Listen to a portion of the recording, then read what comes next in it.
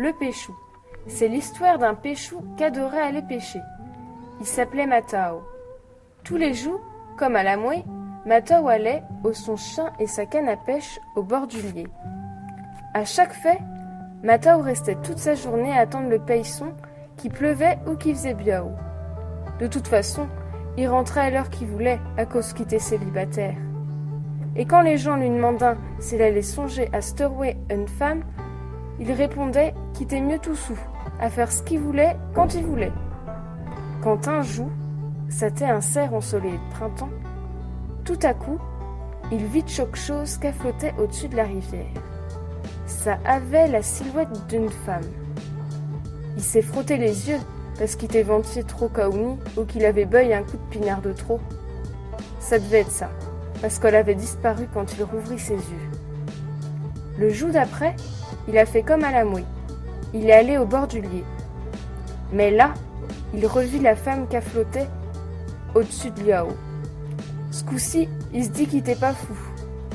Alors, la femme vint le vers. Oh, elle était belle! Elle avait le pays long et jaune et les yeux bleu clair. Elle avait une taille de djep. Elle avait aussi une cheuille à la place des jambes.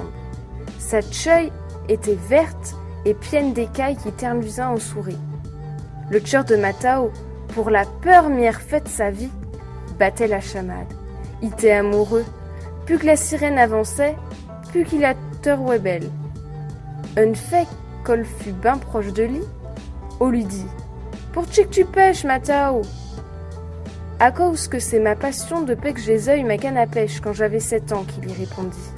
« Mais tu sais, Matao, c'est pas bien de pêcher, parce que tu tues tous les paillissons. »« Mais il y en a plein des paillissons !»« Dame Vert, mais hier tu as pêché la reine des paillissons, la truite qui avait plus de 10 ans.